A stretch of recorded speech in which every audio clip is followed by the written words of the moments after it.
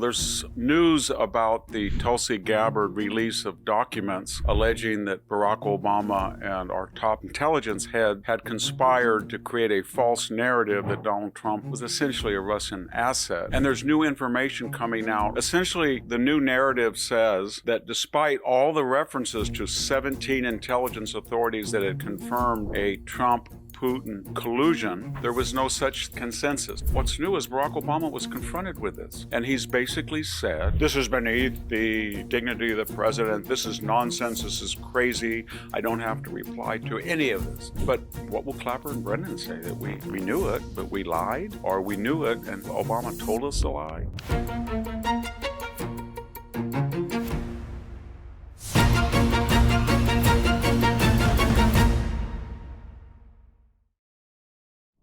Hello, this is Victor Davis Hanson for the Daily Signal. There's news about the Tulsi Gabbard release of documents alleging that Barack Obama and our top intelligence head had conspired to create a false narrative that Donald Trump was essentially a Russian asset, and that effort not only had damaged his 2016 campaign, it had damaged his transition to the presidency and his presidency itself in the first 22 months of the Mueller investigation.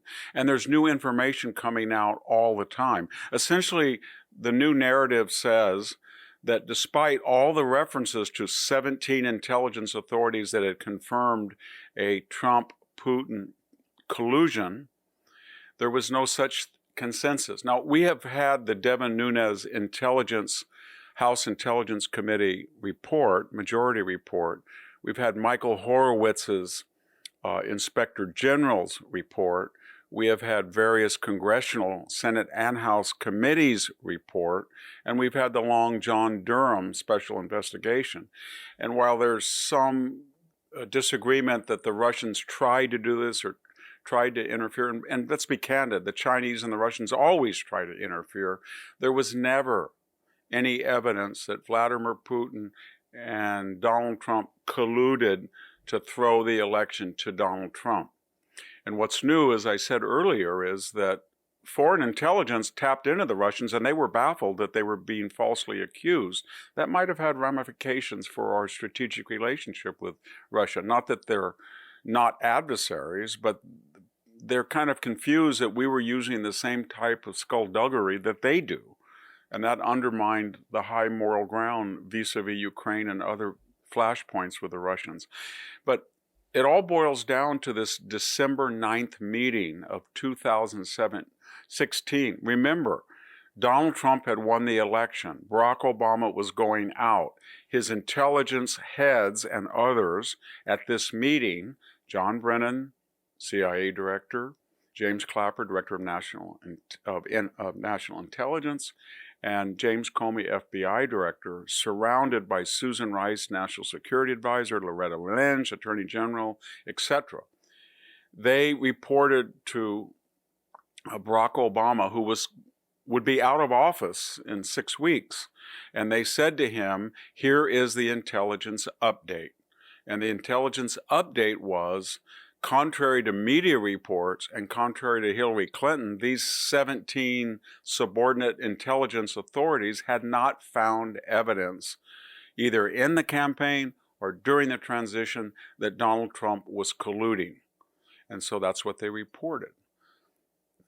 They said that Barack Obama, or they have leaked that, or the documents, handwritten notes, suggest that Barack Obama did not accept that, but said, no, we don't want that assessment. We want an assessment that he did collude. In other words, in Soviet Beria fashion, find me the crime and I have the criminal to insert into that false narrative. And they also were reporting at various times that, as I said, foreign intelligence sources thought that the Russians had no reason to lie internally in their internal communications, and they were baffled. So what's new about it? What's new is Barack Obama was confronted with this, and he's basically said, this is beneath the dignity of the president, this is nonsense, this is crazy, I don't have to reply to any of this. Why didn't he just say the following? Barack Obama, when I was president, in the last few weeks of my term, I had a regularly scheduled Intelligence Committee meeting.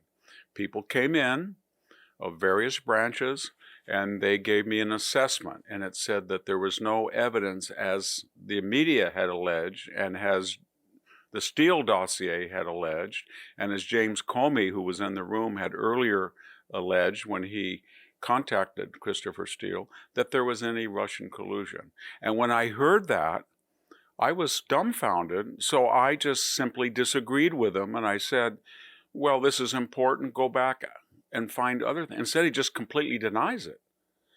But the problem is that as I'm speaking, there's going to be new information, and these other subordinate intelligence directors that work variously for Clapper or Brennan are going to come forward and saying, we found nothing. Clapper knew it, Brennan knew it, and what will Clapper and Brennan say? That we knew it, but we lied? Or we knew it and they told us to, Obama told us to lie? Or he lied, we lied? It's not going to be pretty. Will they ever go to court? No, I don't think that they will be indicted because the so-called administrative state takes care of its own. But this had a lot of ramifications. It undermined confidence in our elections.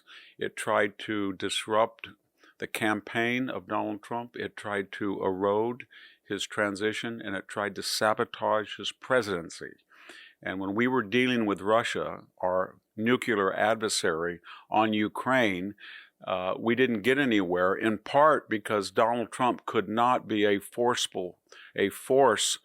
in opposition to Putin, because he was under constant allegations from Clapper and Brennan, now as MSNBC and CNN contributors, that he was a Russian asset, that he was a Russian puppet. So they kept advancing this false narrative even after they left office, and it undermined the credibility of American president to conduct foreign policy with Putin. And I think Putin's concluded, these guys are just as bad as we are. They lie. I'm not going to negotiate with them. And the rest is history, as exemplified by the Ukraine war. Very sordid incident, worse than Watergate, worse than Iran-Contra, worse than Monica Lewinsky, a scandal whose dimensions we can't even imagine, but we're going to learn a lot more, but don't expect any of these people to face the justice that they deserve.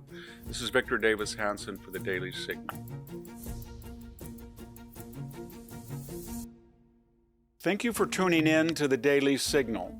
Please like, share, and subscribe to be notified for more content like this. You can also check out my own website at victorhanson.com and subscribe for exclusive features in addition.